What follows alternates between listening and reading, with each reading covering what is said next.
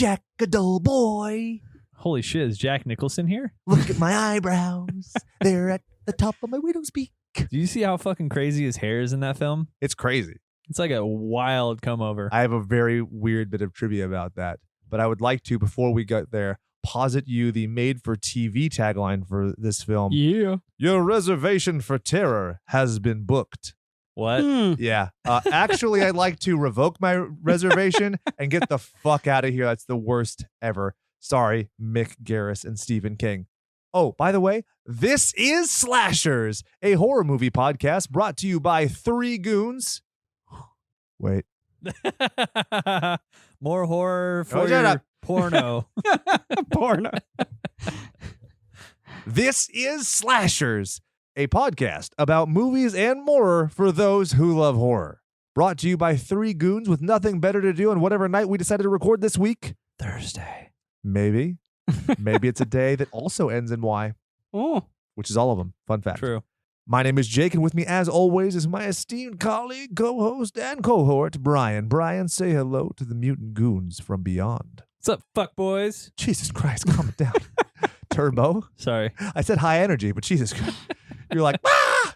You're like Nitro from American Gladiators, full of testosterone. Hey, you know what? First I was down here and then I'm up here. Okay, where do you want me, bud? I want you to settle in the middle. I love that you leveling out. You had the beer in your hand to show how high you are. That is leveling out.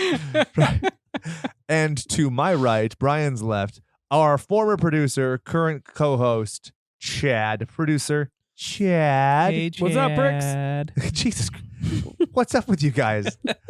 When I'm the voice of reason, something's wrong. It's almost as if this place, it's taken a hold on you. I mean, you say increase intensity, and that's just everything encompassed. Fun including- fact, we're doing a special recording on location at the Overlook Hotel. No, we're not. Brian's drinking alcohol. Brian, I thought you were sober. And Chad. My finger's talking. This is Taurus.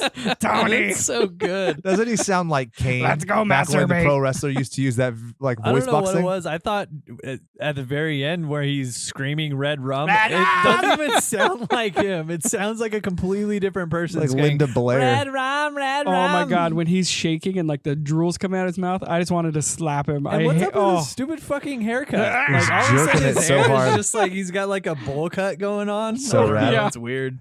I think that it was meant to disguise his furrowed brow. Like I was looking at it, I was like, how do you know what emotion that child has? You can't see his eyebrows. So anyway, gang, it's The Shining. I'm actually very excited about this one. Having read the book, this is probably top 2 of my all-time favorite Stephen King novels. So I think it's my number one. Yeah. Yeah. My Because number one he favorite. realized that if he keeps the cast down, it's more interesting. yep, He it's, maybe also laid off on a lot of the booze. Yeah. or leaned into it hard. I mean, that's kind Either or. of. But my first favorite is, of course, Pet Sematary, and it's very similar why they're both successful. Small cast, family, you care about the people. Versus like Salem's Lot, I don't give a flying fuck You about mean to anybody. tell me you don't care about the lady who eavesdrops in on everybody's calls? Nope. That was I my don't even favorite care part. about Mr. Barlow. But one thing that I will say, I read Dr. Sleep before this just because I wanted to have a full kind of perception of everything, right? And that is indicative of everything that's wrong with Stephen King's work. It is so bloated with so many extra characters, but it's not bad. It's just a complete genre shift. That movie is more of a genre shift than like Alien to Aliens, in my opinion. That it almost is like an X-Men movie. Yes. So we'll get into that obviously as next month we do the Stephen King adaptation for Dr. Sleep, which comes out in theaters. Right. Yeah. When we talked about doing Dr. Sleep, I said I read the book and I was like, I don't remember much because I just remember disliking it so much. And probably because of the tone, like it just switches so hard. I mean, that's a really good way to sell you on the movie, right? Right. Exactly. And I was like, oh, great. But I will reread it and give you an honest opinion. Well, in the afterword, Stephen King acknowledged that he can't recreate that. And it, I could see how it come across as like apologetic. Like, oh, this book sucks, but you're getting what you pay for. But he's also kind of talking about like he's a different person. You're a different person. You're not going to be the same person that he approached with The Shining. And I thought that was pretty fair. Basically, it's just fluff. And it's Right. so like referential to like they reference the Avengers and Ford Focuses and stuff. Right. It just feels so different. Like sure, some of those things are referenced in the book as far as like what car they drive and everything, but it feels like it feels lived in. Whereas now it feels like it's trying to be topical, and it's like an old man trying to like turn his seat back around, like "Hello, fellow kids. With his hat backwards. But And he's Let me got a- rap at you for a a fun second. skateboard that he doesn't know how to ride. Let Uncle Stevie." But I feel like the tone still could have been there in Doctor Sleep, more like the tone of Sixth Sense or something. Well, it's funny. The thing I like most about it, the Dr. Sleep, almost wasn't in the book. It's his son Owen who actually convinced him to make Danny Torrance hit rock bottom as an alcoholic. Right, and that part's good. That's I the best enjoy part. that, right. Because it also that makes the resolution of the book is better than the climax of the book by a country mile. Right. Well, obviously, haven't- this isn't the Dr. Sleep podcast. I haven't read any of this, so you guys are ruining all of it. Fuck boys. Not really. Danny's an alcoholic. For The end. literally the first page. Hey, Yeah. relax. It's Stephen King. He'll use the N word. He'll use the F word. And Yeah. that's a story. Okay. Just And a- women are way over sexualized and always talking about their breasts. Yes. Jesus Christ.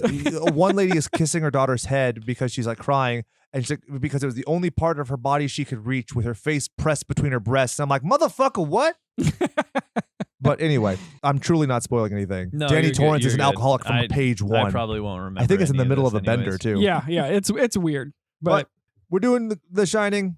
We're doing Obviously, The Shining. We're covering the book that we had read as well as the original, not the shitty fucking made for TV one that Chad liked to reference earlier. but we will absolutely be touching on that when it comes to next year. yeah, Mark my words, a year from now, we're going to be doing the Shining TV series, and it's the funniest thing in the world. I love it. It is so fucking terrible. I love it. it's such a ripoff and terrible. Shall we get into trivia? Yeah, Let's let's do do it. it. All right.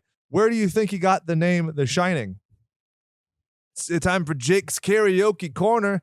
Gonna do some John Lennon instant karma, and we all shine on. You remember that song? No. I thought it was a Beatles song. Nope, no idea. No, It's a good song. I don't think I've ever heard it. It's really annoying, the jangly part, until it gets to that chorus. And you're like, oh, it's so full. And you're like, I would just listen to that chorus 5 times and be done with it. Huh.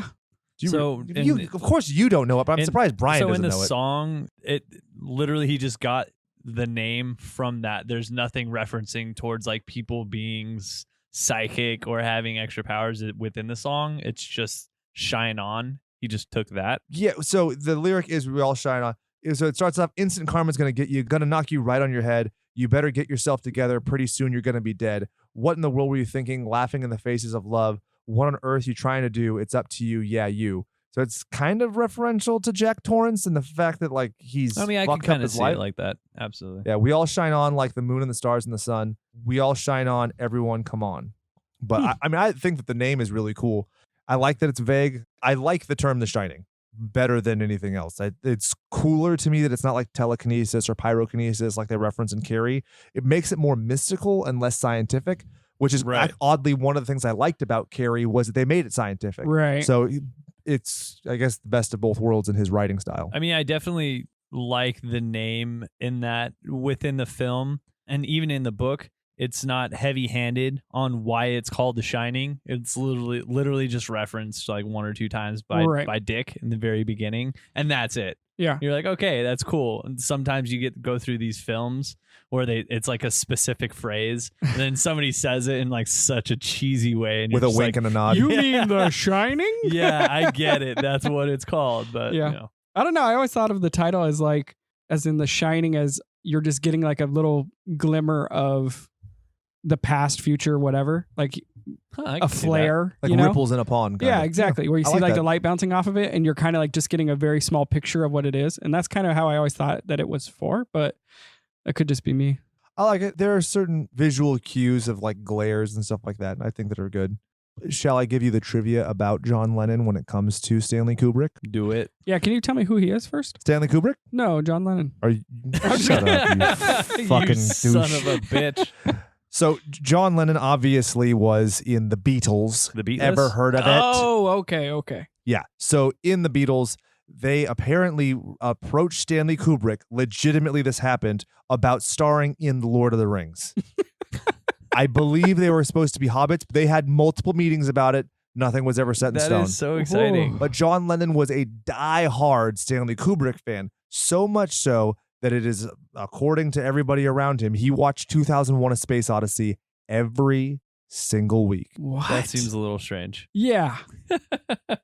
I mean, there's one thing in liking a dude, but there's another in watching a fucking movie every single week. Yeah, I can't even think of one movie that I would watch every single week. Well, it's also pre-Star Wars and stuff, so Yeah. and also Star Trek wasn't in syndication, How many so VHS tapes do you think he ran through? I don't know. He probably didn't have VHS. He probably had a home theater, like, you know, a projector. That's probably true. He also like lived in a bed without leaving it for like a year or something weird. Really? What? Yeah, it's something That's with weird. Yoko. I think maybe it was a month, but yeah.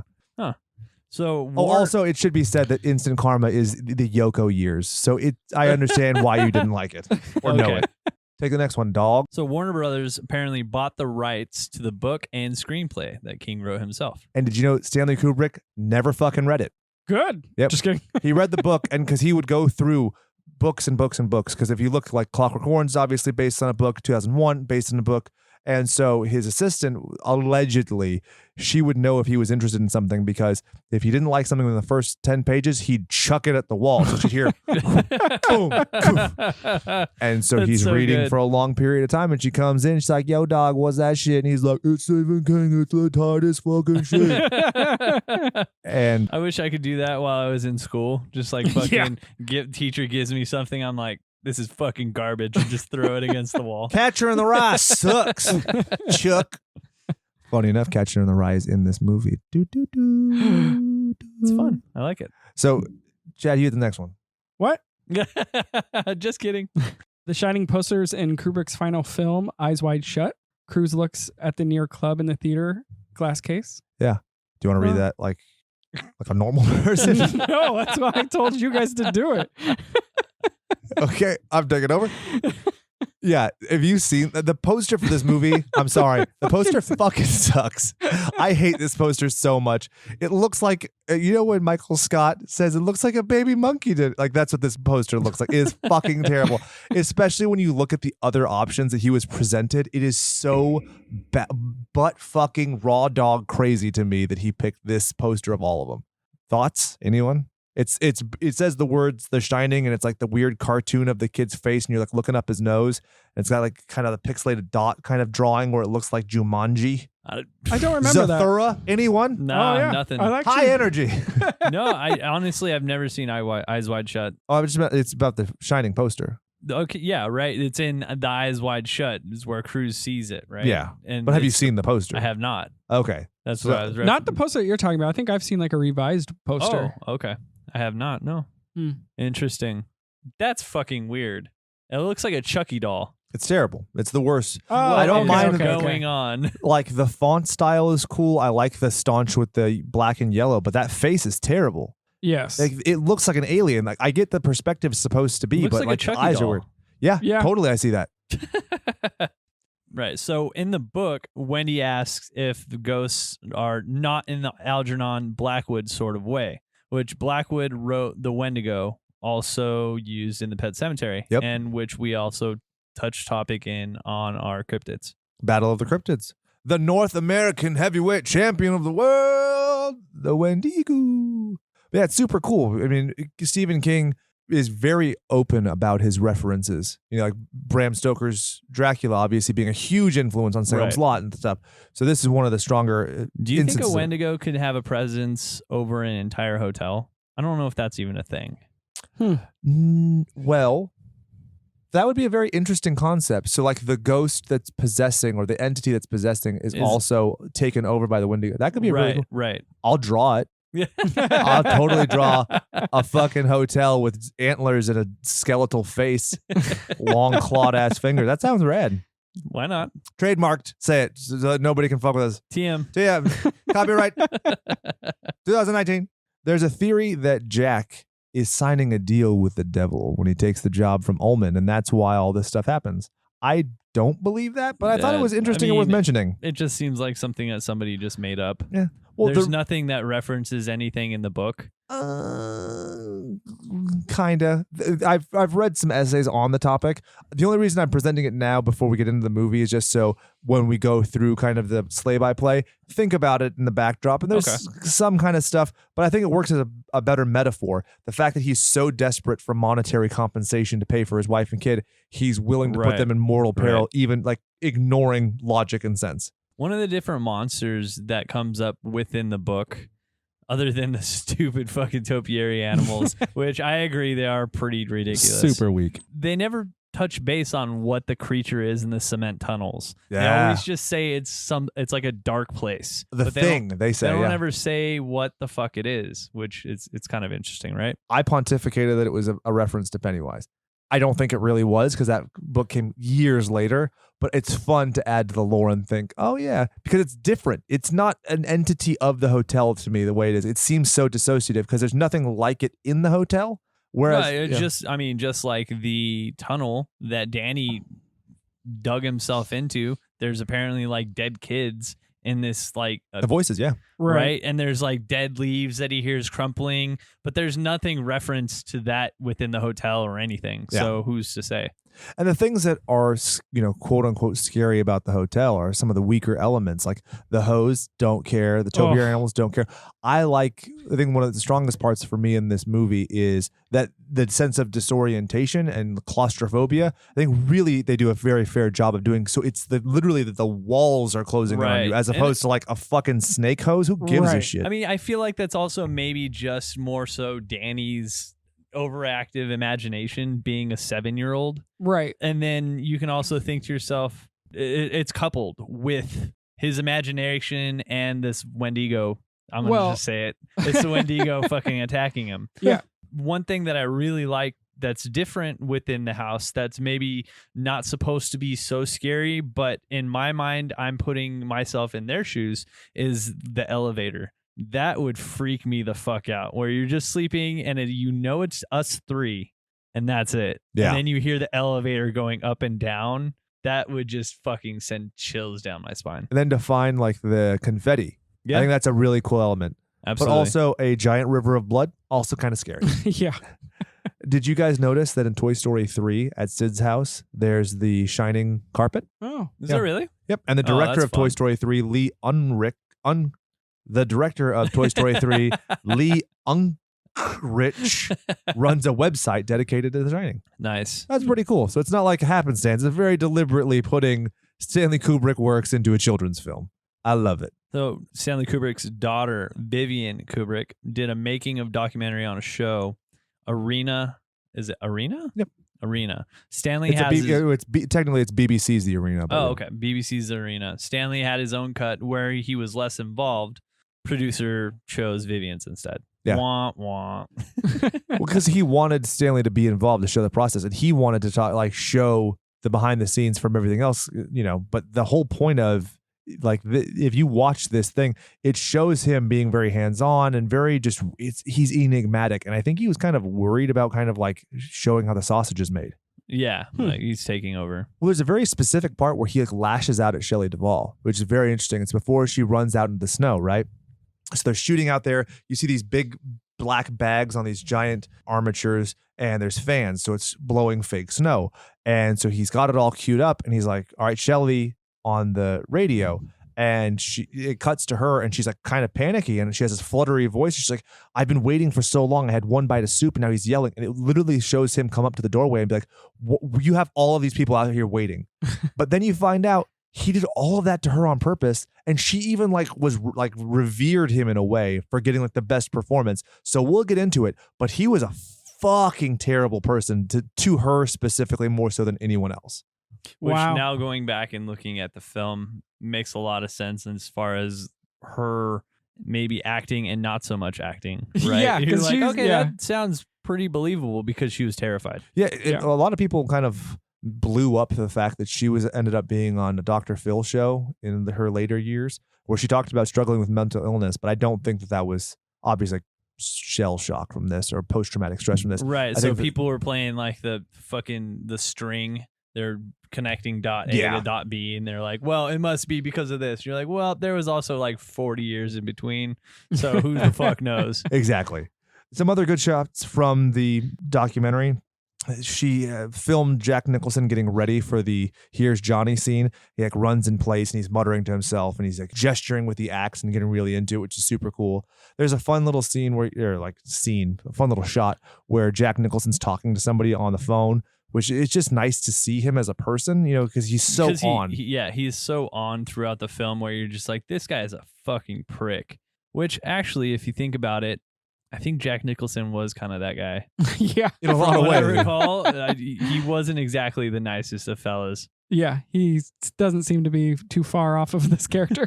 Yeah, there's a good part where Benjamin Sherman, or Scatman Carruthers, talks about how he thought that working with Danny was, quote, beautiful. And he talked about thanking the Lord to work with such beautiful people. And this dude is like so nice, right? At one part, Stanley Kubrick, we'll get into it later, made him reshoot something 148 times. And he literally broke down crying, going like, what do you want from me? Like a nice dude. He is my favorite part of this film in a lot of ways. So I know you don't like when he meets an untimely demise, contrasting to the book. I actually think that that's one of the things I like most about it. Because, which I mean, we'll discuss a little bit later, but yeah, it's one thing within the book that's different to the movie that I didn't particularly like. you get to see Jack Nicholson mark his lines the way he saw Boris Karloff do it, which I think is cool. Just if you know your Universal Monsters history, that's huge in importance to me. Jack Nicholson also is seen running lines with Stanley Kubrick as he types on his yellow typewriter. There's just a lot of fun stuff. It's a very visual thing, and you can find it, I think, even on YouTube. So this is apparently what you were talking about with Duvall. Apparently she became ill, right? Just from all of the torment that Kubrick was putting on her. She pulled out chunks of her hair, which sounds fucking crazy. Yeah, and Kubrick even acknowledged he didn't envy her. Like, he knew what he was doing to her. It was very systematic. Like, it was not happenstance at all. Because this guy also used kid gloves when dealing with Danny Lloyd, the little boy in the film. He had no idea he was in a horror movie until he was 16 or 17 and he actually saw the movie. That's Wow. crazy. That's weird. He had no idea. He What? didn't even know that Jack Nicholson was chasing with an axe. That's so weird. Yeah, he was very, very kid's gloves with this little boy. What the hell does this kid think he's doing with his finger in that voice? I don't know. He thought maybe it was a comedy or something, but Stanley was very good to him and made sure he was in a comfortable, safe space, but still got a good performance out of him. Yeah. So he knew what he was doing to Shelley Duvall. This is not just something like, oh, yeah, well, whatever. We'll see what happens. That's very impressive. Here's a little small tidbit that I just absolutely fucking annoyed me just because there's these little tiny things, but apparently there's a good reason behind it, right? Where it's 2:17 the entire time within the book. And I was like, what? No, it's 2:37. And then they're like, no, it's 2:17. And it's like, no, it's 2:17 in the book, right? Is what it should be. But apparently something to do with the hotel. Is that what happened? Yeah, so the hotel didn't have a room 237, but it did have a 217. So they didn't want to scare people away from 217. Fun fact, the hotel's most requested room, 217. Right. Come on, guys. But they actually have a whole documentary called Room 237, which deals with a lot of the conspiracy theories. So we'll get into that in a bit. One thing I really wanted to touch on was Nicholson's approach to the film, because obviously he's a very alpha, extra kind of personality. And then Stanley Kubrick kind of the same way. And he talked about actually kind of liking that abrasion with his director because he wanted to be changed. He didn't want to do the things that were natural to him because he didn't want it to be, quote, predictably my work, end quote. Which I think is pretty important to show. Like, he was very conscious. And this is early in his career. I mean, you're not talking about many years before he's doing Easy Rider and he's just a background character, basically. Right. So essentially, he's writing that alpha motto, like a mantra, I guess you can say it, right? Where he's like, I'm a type A. Kubrick's obviously a type A. We're going to butt heads, but it ends up working. Yeah, and he talks about Stanley, quote, he's doing exactly what he feels he should be doing, end quote. It's like your Dr. Doom syndrome, right? What makes him such a compelling villain? Because he thinks he's doing the right thing. And Kubrick is resolute and he's just doing it and trampling over people in times. But he's also very gracious. Like Diane Johnson, who was his co-writer for the film, he insisted that she get a writing credit when it was a Stanley Kubrick production because he still, was good to her, all things considered. Now, when it comes to, all right, in the book, obviously the hotel isn't built on a Native American burial ground. That plays in pretty significantly later on in the movie when you have a whole parable for the Indian genocide or Native American genocide, which is interesting. And I've often wondered after reading this, if Pet Cemetery was almost a fuck you, Stanley. If I want to do a story about Indian burial grounds, I'll do it and it'll be great. Right. That makes sense. There are also some other ones that I think are really dark. So there's one theory that is completely built around World War II, which is basically saying that Stanley Kubrick is a secret Nazi or something. It's bizarre. Typewriter is a German typewriter, right? It is an Adler, which in German is eagle. The license plate frame has a picture of an eagle. Jack is wearing a shirt with an eagle, and eagle obviously having reference to Nazi symbolism. Also, there's reference to the number 42. If you notice, Danny is wearing a jersey that has the number 42. He and his mom are watching a movie, The Summer of 42. I feel like it would make more sense if it was 77. That's just me. Well, no, 88. I'm sorry, 88. Well, yeah, 1942 is when the start of the Jewish genocide starts. Okay. The I was Holocaust. thinking 88 because of HH. 8 is the 8th. 8 is the number in which H is in the alphabet. So for HH. Hail 88. Hitler? Yes, exactly. Oh, I get you. Yep. I think I've seen somebody with that tattoo, and I think we both know who that person is. Probably. And I think I'm very happy that person's got their ass kicked many times in front of me. So, fuck that. I don't know Moving who on. you guys hang out with. This is weird. Well, He was high school was a fun place. and Oh. also he was homeless, so he would lurk around everyone all the time, basically like begging. It was weird. Yeah. Maybe I'll cut this part out of the episode. That's an odd one. But also, if you multiply, so when it comes to the number 237, if you multiply 2 times 3 times 7, you get 42, which is again. Oh, that's interesting. Yeah. So I think it's kind of bullshit, but it's interesting enough. Now, here's the part with Jack Nicholson's hair that you mentioned being crazy. At the end of the film, he obviously ends up in the portrait of all the people on July 4th, 1921, I think. It zooms from his face into a bigger version of his face.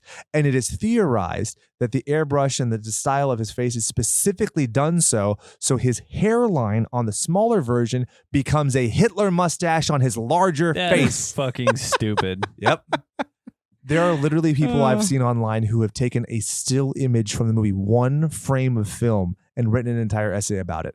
I could go so far into the weeds about the craziness of this film Wow. that we would be doing a 7-part episode. We're going to try and keep it base, but if you like what you're hearing, read it. And also, if you don't, some of the stuff is so fun to read because it's like, okay, I might be crazy and weird and neurotic, but at least I'm not that fucking When guy. people have enough time to write thesis statements or thesis papers about the supposed Hitler stash on Jack Nicholson at the end of The Shining, they have way too much fucking time on their hands. Too much time on my hands. Exactly. So apparently some people theory that he used the film to reveal Illuminati. Others that he was 33-degree Mason trying to begin New World Order.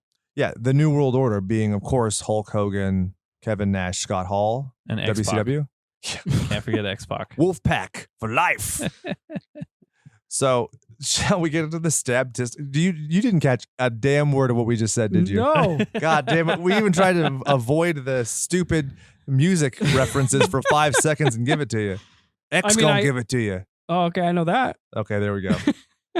All right. So we get into the statistics. Budget $19 million, makes $44,017,374, and its total domestic gross $44,781,695. I don't know how those numbers are so different, but that's 2 different websites that have said that. So Huh.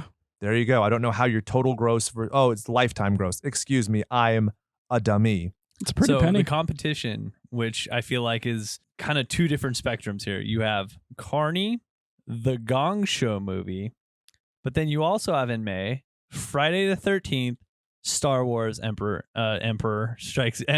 New Groove. Star Wars Empire Strikes Back. So, yeah, 2 very different spectrums there. This feels like a very, very 70s movie, but it is an 80s movie. And I think Yep. a lot of people don't recognize that. Yeah. But some of the fashion and stuff I think is meant to be quaint and rural and not. This is not your Andrew Lloyd Webber adaptation where it's like everything's so stylized and Right. people wear shoulder pads. You know? But it's also, there's a lot of conspiracy theories as far as Kubrick's work and involvement being filming nearby when it comes to Empire Strikes Back, and weird stuff abounds with this movie. The runtime 146 minutes. We can all agree. Even if it's beautiful, there It is was excruciating. so much fat to trim. Yes, which is crazy because they do so many time jumps from like months back and forth, day to day. Yeah. And honestly, the jumps, some of this, like the closest thing to a jump scare you get in the first half of the fucking movie is those title credits where it goes, boom, Yeah. Right. 1 month later. And what's really crazy too is going from reading the book to right after watching the movie. I feel like there's a lot of stuff they could have trimmed from the movie, but at the same time, there was stuff that I feel like they should have shoved from the book into the movie. So I'm like, I don't know, trim out some nastiness from the movie, but shove some of that empty space with some of the extra stuff that they just didn't really touch on, like why Jack got expelled. Yeah. I'm like, he got expelled from work. He got man. fired. No, he got fired. Why did he get fired? Yeah, why did he get fired? Maybe a little backstory with his parents. Not necessarily like a full fucking 20-minute dialogue about it, but yeah, his dad was an alcoholic abuser just like him. So there's a Right. cycle, but nothing. I don't necessarily need the backstory there. I like his personal backstory, but you guys have heard me complain about it. Like, I don't like Rob Zombie's Halloween. I don't like when the character gets an excuse, but I do like the idea of, you seeing this dude's already had a temper. It has Right. already had drastic Right, repercussions on his life. Right. So Yeah. I'll meet you halfway on And that. you know, I agree. you can also see that this is the final attempt of making things right here. Right. Yeah. I've had so many opportunities to do right by my family. So I have to make this work. Yeah. Right. I think the Right. step further for that as well is also saying he is accepting this job from a friend, Right. and that's how he got this job, and it's his It's not last necessarily chance. like I qualify for this. Exactly. Because they're like, yeah, judging from this. Right. This is the last handout for Yeah. this guy. Yeah. And he knows it. So, yeah, it's a lot more desperate. And showing that he has a temper when he was not drinking was important because he beats the crap out of the kid when he was sober. Yep.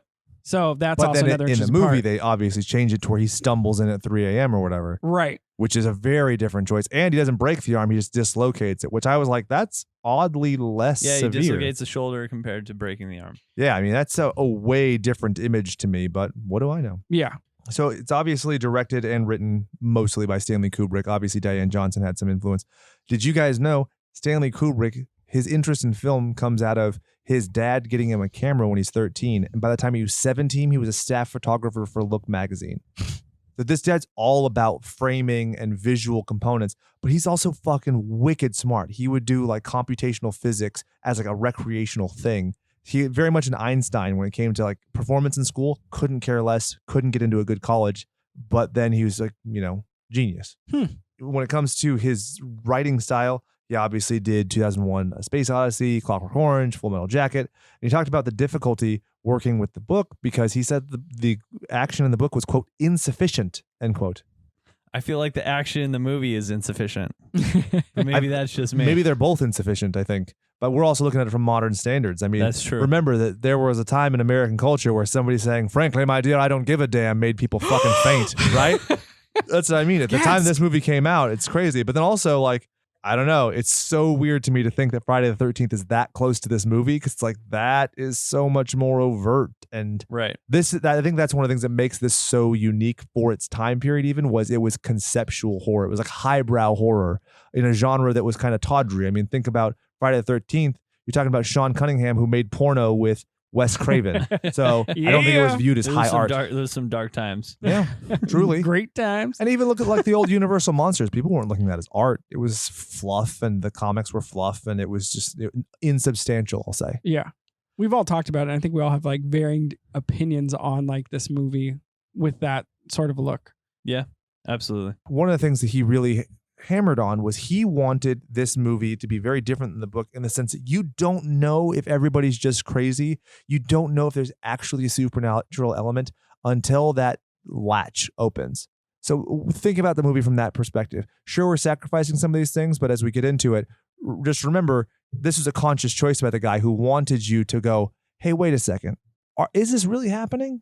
Did the kid really hurt himself? Because none of these things, none of these ghosts or anything do anything that lasts. That's really crazy to think about that. All it takes is just one single latch Yeah. the entire time because all of this could potentially be something that's a figment of somebody's imagination. And that's why they do it that way. Until he's locked away and Danny and Wendy are completely on the other side, not wanting anything to do with Jack. And he has this conversation with Grady, and you're like, okay, well, he can be theoretically having a conversation with himself until the latch. Exactly. So that makes perfect sense. Yeah, I'm surprised that they don't talk about like the door to the room opening though too, because the key's already in the door and it's open, and that's when Danny goes in, right? Because in the book he steals the key, but he doesn't do it. That rolls towards them. Right. Yeah, but the point is that you don't ever see the door open itself. That's true. Yeah. Okay. That's the big distinguishing factor. And also, like I said, nothing that the ghosts or apparitions or visions do has a lasting impact, right? As far as you see, when the girl's blood is all over the stuff,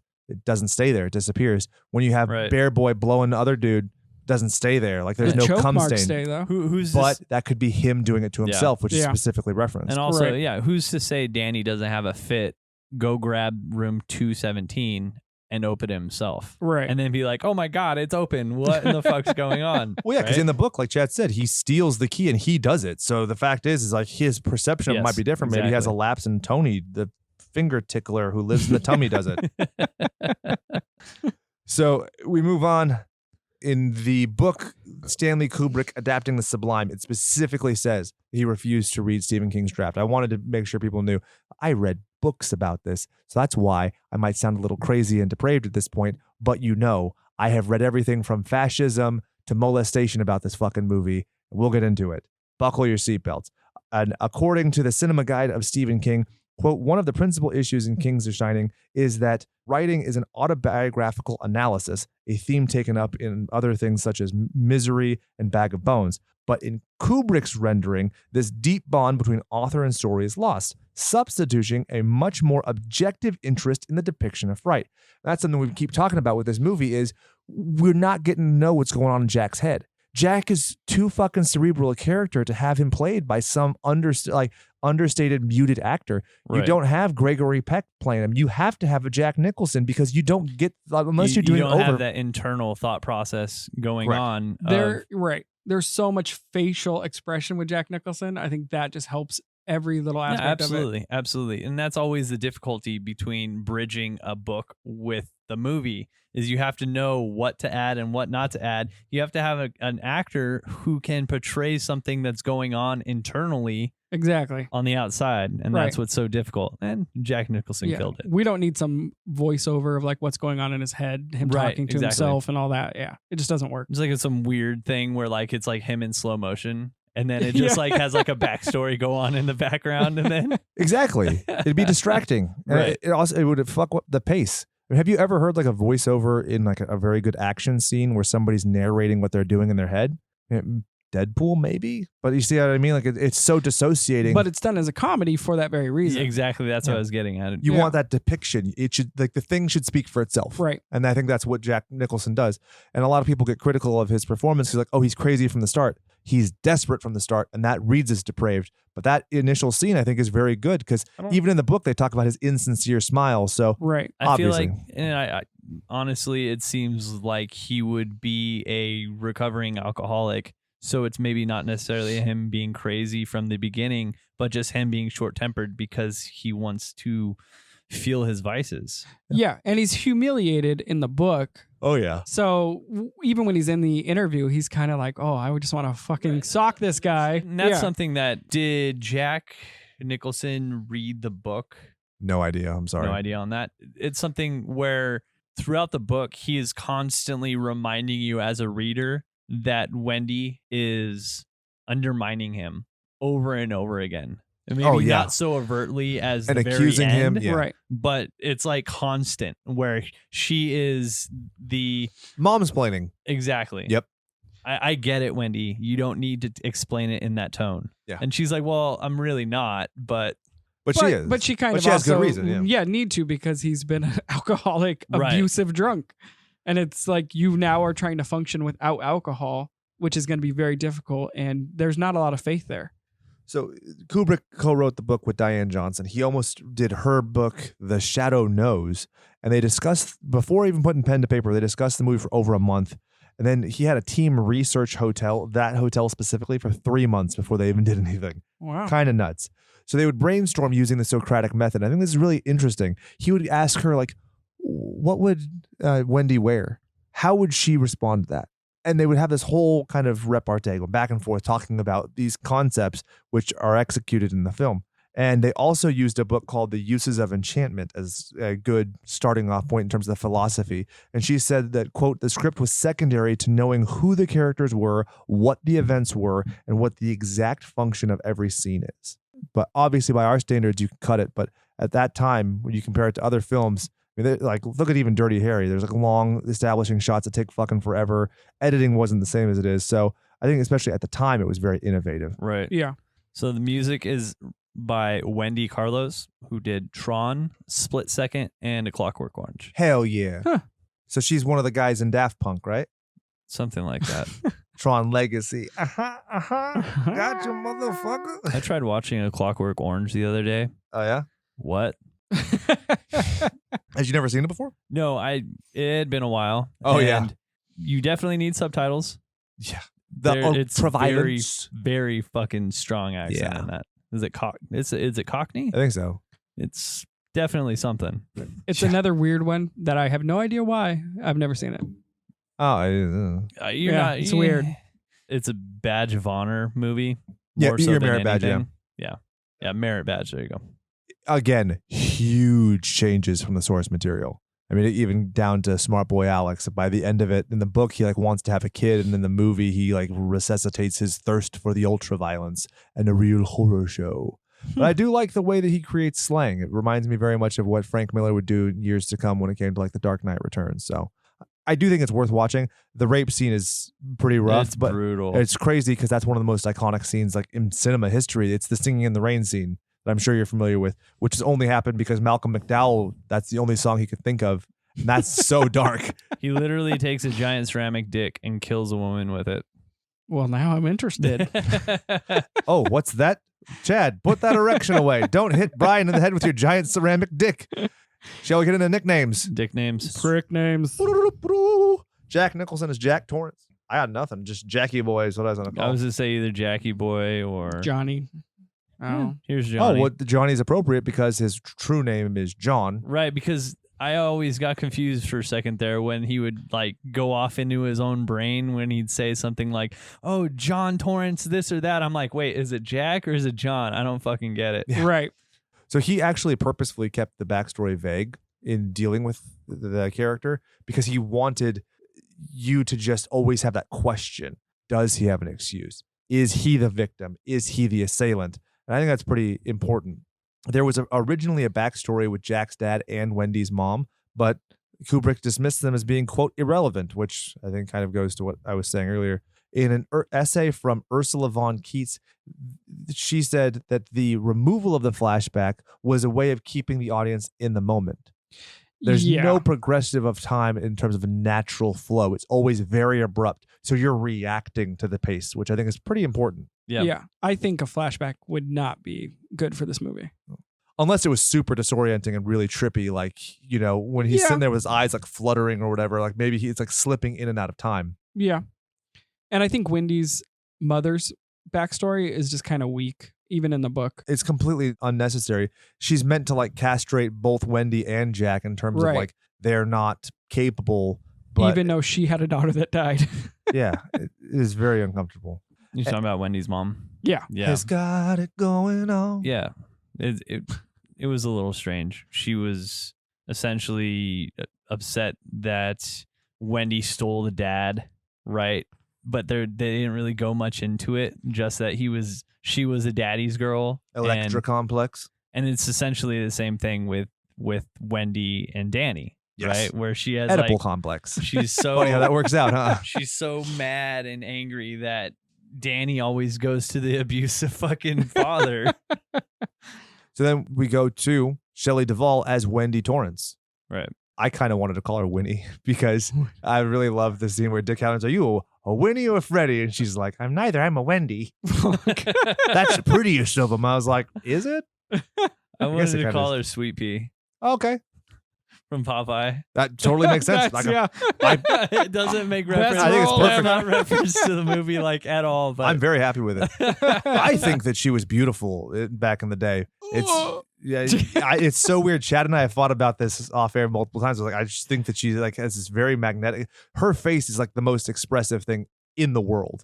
I like robots that are just not expressive at all. Like so. succubus women who are going to be starring on Slash Jets, No, but but what's- Patreon bonus episode in October. What's really great about her in this role is that she is so completely opposite, but in a good way, of Jack Nicholson, right? Because Jack Nicholson looks like the Hollywood actor, right? Right. Where she, and I'm putting this very politely, she does not look like that, like beautiful goddess Hollywood actress, Like, right? well, King describes Wendy as being a blonde and she's very sexual and everything, whereas Wendy is covered from neck to wrist to ankle in like a every moo-moo. fucking scene. Yeah. Everything. She's very, very reserved by You- comparison. Kind of get the feeling like Jack's thinking like I could do better, sort of a thing. Yes, you do. And Like he's she's kind of like 100%. I'm charismatic. Like I can she's, talk, but yeah. she's also safe. right. Yeah. Right. Right. Well, he's Very also true. stuck with a kid. His job sucks, so he's kind of like I could ditch them and do amazing, but he has this like I have to be good because my father was a shithole. Right. I mean, I also like the fact, and this may be looking too much into it, the fact that she, like, did you guys notice her teeth? I'm making probably butchering the shit out of her, right? And this sounds really bad, but she doesn't have perfect teeth. Yeah. Right. And I noticed it throughout the film, but that almost just adds to her character. Oh, yeah. Yeah, they she's make it made to look clear. homely. Yeah, exactly. They Yeah. definitely like push that in your face. A lot of people, including Stephen King. Stephen King says about her, quote, her portrayal is misogynistic. She's just there to scream and be stupid. So he's very, very critical. But in terms of a horror scenario, you need David versus Goliath. Why is Laurie Strode important? Because Right. she is so much smaller and meeker than Michael Myers. And in this scenario, it's just Jack Nicholson. Until you see the latch flip, you don't even know if there's any supernatural force. It's just her husband. So she needs to be the David to get to the Goliath. It doesn't make sense to have her be fucking Jane, Queen of the Apes. She has to be somewhat sympathetic to evoke that because we don't have the fucking time to go back through the psychological trauma.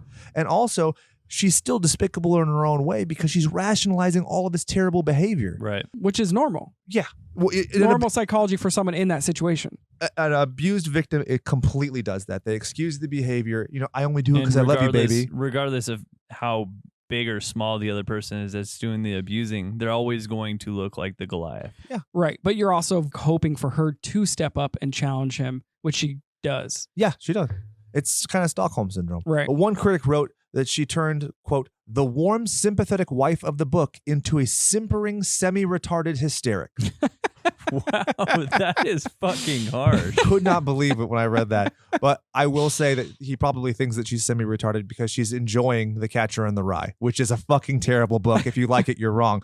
Let's move on to Danny Lloyd as Danny Torrance. They did try to use a voiceover and a physical embodiment of Tony, but instead opted for the finger. And like I said earlier, didn't know it was a horror movie until he was 17. Huh. What's so great Bad about vibe. what's so great about listening to the book and the way the narrator says like Tony's voice, Danny. Yeah, right. And then you hear I'm falling and then- down a well, and then- Danny. and then you watch the movie and it's like, Daddy's not here right now. You're like, what the fuck? He sounds like Mr. Bill in the fucking book, audio book anyway. But you're Yeah. right. It's interesting because Tony is in the book like almost a very far away shadow because Danny doesn't want to be able to see it as himself. Well, yeah. It- Tony is It's him. it's Daniel Anthony Torrance. That's where you get Tony from. Right. And it's only the end of the book that you realize that. Everybody else is in the know on that, even the doctor, because the doctor says you realize what's happening here. Right. And they're very aware that he is Tony, which I think is super interesting, which is one of Right. the reasons they describe it. But yeah, in Dr. Sleep, I was almost sad that they didn't do it from the perspective of him in his teens talking to him, which, I don't think it's a spoiler. It's just, Yeah. I like the idea of it being not necessarily time travel, but like you said, like, Well, at the end, he gets rid of him kind of because he's like, I don't need him anymore. I realize it's me that's actually Tony. But in the but then movie, in fucking Dr. Sleep, Exactly. that's totally different. right. Exactly. Like in the movie, it seems like he moves on and he's like reconciling, and then it's like, what the fuck happened here? So he's clearly Doc, right? Yeah, of course. Okay. No that makes question. sense. Scatman Carruthers is Dick Halloran. He's a scat man. Perfect. Everybody studies one way or the other. So in one draft, he actually arrived after Wendy killed Jack, and then he was taken over by the hotel and tries to kill Duvall in, quote, an appalling figure of lunatic savagery. Well, that's what happens in the movie, or not in the movie, in the book. In the book, well, he's in the shed. Danny doesn't want to go into the shed. So Right. There's Yeah, a slight almost attempt. happens. Exactly, Correct, yeah. exactly. So it's almost like a reference towards the book. I think that's good. Yeah. Yeah. I don't like the idea of the one black character becoming violent like that. Really? Why not? I mean, I like the idea that he overcomes the impulse. I think that works. But Yeah. it was just like, when I read that, I was like, lunatic savagery. I was like, that seems oddly phrased there, Mr. SS Officer Stanley Kubrick, 42. I see what you're doing. I talked about this with Brian. I don't like how they downplay his character in the movie. In the book, he's like fun loving, living it up in Florida. And when you cut in the movie to him in Florida, he's just laying on his bed like, Yeah, like sickly hospice man yeah, watching exactly, TV. with a bunch of naked women on his wall. Hey, I wasn't complaining about that. Well, I mean, that part was fine. Well, also he sacrifices to get to Danny. In the Right. book, Exactly. like he has a life. He Right. has real things. He has to like come up with lies to get to him. Exactly. It's very important. I think that's just completely glossed over. Because for all you know, he had nothing better to do, and he was just in bed and in the warm weather for his And he's like, arthritis. I'm going to go see a little white boy back. Yeah, that's why. Yeah, you say that. I'm going to defer all future African American voices to Chad, who is apparently an expert. Barry Nelson played Stuart Ullman. One theory regarding this character, I'm not going to insist that we do a nickname for him, but when he and Jack shake hands, his outgoing paper tray lines up with his crotch in a very Happy Waltz scenario, if you know your Disney lore. Yeah. And people are trying to say that there's a homosexual implication there because two men are touching. Very, very weird that people are taking that much attention to that bullshit. Okay. That's weird. I touch men all the time. Ew. Joe Turkel played Lloyd. One of the reasons that it is pontificated that he doesn't accept Jack's $20 bill later on in the film is because it's not backed by the gold standard, and that's why the gold room is literally gold. Apparently, there are production notes that show it was originally silver, but they changed it to gold Oh, because the that's Federal cool. Reserve Bank, you white devil motherfucker, you better see the triangles and the all-seeing eye because the Illuminati are going to come and rip that tinfoil hat off your head. Sure. Okay. Do you know any idea what I'm talking about? No. He's also in Blade Runner. Oh, okay. Yeah, I love that movie, so I had to reference that. And does anybody There's- give a shit about any No, other I was gonna characters? say there's a lot of other characters on here. Old woman in Bath is nasty fucking tittied lady. Other than that, there's a young girl who's good looking titty lady. Yeah. But But no, not she's- great looking titty Yeah, lady. she's Not great interesting. looking Like they titty made lady. they made sure she was like really tall to get this like lanky walk. It was, I mean, she plays it spooky, being full naked, but sexy at the same time. It's very I thought interesting. It was really strange though how the young, good-looking titty lady turns into the old, ugly-looking titty lady that has long hair, but then it goes back to the bathtub and it's a short-haired lady with titties, and you're like, that's not the same lady. This right? white devil's trying to step on my crazy theories. Yeah. There's a theory that those are the Grady daughters, not the twins. Really? The twins are not twins in the book. You mean the boobs? I'm just kidding. Ha, no. Come play with us, Danny. He's like, Floppity, yes, please. floppity. Yeah. The titty on the left is called Flip, and the titty on the right is called Flop. But That's yeah, their interesting, last though. name is Areola. Yeah, because I know reading in the book they weren't. is Flip Areola. I think I'd rather be Flip Areola than Flop Areola. That's what I'm gonna put on your epitaph when you die. I'd rather. And Michelle's gonna be like, "What? You don't even have the authority to do that." I'm like, "His epitaph shall read, I'd rather be Flip Areola." Jake will just be like the fucking what's his name in Fear and Loathing? As your attorney, Yeah. I do this. And Benicio del Toro? Yeah, exactly. Oh, for sure. Yeah, but Acosta, I think, Yeah. Dr. Acosta. But the point being, in the book, it is clear that they're about 2 years age difference, and it even seems that Ullman refers to that in this movie. And so the fact that they have different hair and different aesthetics, and that one is already out, there doesn't make sense that it would flash back Right, like that. right. Is that they're actually the Grady twins, and that the other ones are literally a physical embodiment of the parallel between Danny and Tony. Which is so strange, right? Because in the book, and this obviously goes back to like more so the history of the hotel that they don't really delve into, where you know that it's this like really wealthy lady who ends up just ODing in the bathtub. Yeah. Mrs. Massim K. Yeah. So shall we get into the sleigh by? Oh no, recapitation. Chad, can you do the recapitation? So boy, Danny has the shining, meaning he can see the future and hear ghosts, goes to a hotel that has a lot of bad history. Dad goes crazy, attempts to kill them both, freezes to death, the end. But we all shine on. Perfect. Couldn't have said any better myself. And now the sleigh by play. Which is going to be a little different this week, right? We're changing it up a little Yeah, bit. we're going to try and focus more on fact elements rather than narrative elements, if that makes sense. So you'll see as we get into it. 1 minute, 14 seconds into this damn movie, did you notice the aerial shot has a shadow of the helicopter? No. Blew my mind because people are saying there's all this very specific referential, framing and all this stuff. But then how would a guy who's that meticulous let something that glaring, appear? And so this is my theory. Some of this stuff is deliberate. Some of it's not. But if you're a smart guy and people are saying that you put all this thought into it, you're going to go with it. And so he probably just went with it. So a lot of this shit probably didn't mean fuck all. It just looked cool. I can see that. There are a lot of parts, though, that I think he took a lot of time on. Yeah, some of them. Like, for instance, there's the scene with Dick Halloran and Doc. But when they're having the ice cream together, in two separate scenes in that kitchen, you can see multiple knives pointing at Danny's head in a static shot, thus showing he's in mortal danger. I think that's very deliberate because who puts a knife rack on a pillar in a kitchen? Right. That's one of my ideas.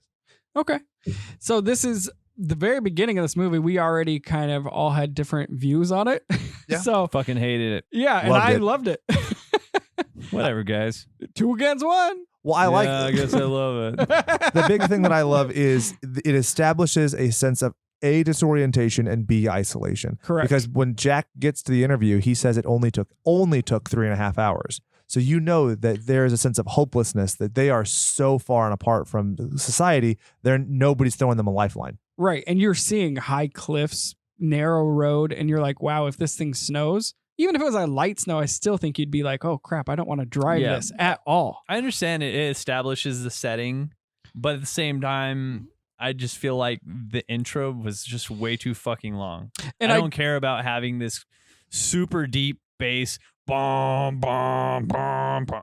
No, Right. just fucking have him show up to the hotel and be done with it. And I don't think it's just establishing that. It's like the tone of the whole movie kind of plays off this, where it is a very strange sound, but it's also like strange visually. It's disorienting. So Yeah. I think that's what they're going for with like the very long panning shots of the going up the mountain. You know what it reminded me of? Midsummer. Yeah, in a lot of ways. Right? Especially the wall of sound kind of thing. Exactly. You guys went to see that without me? Yeah, it's not good, so don't worry about it.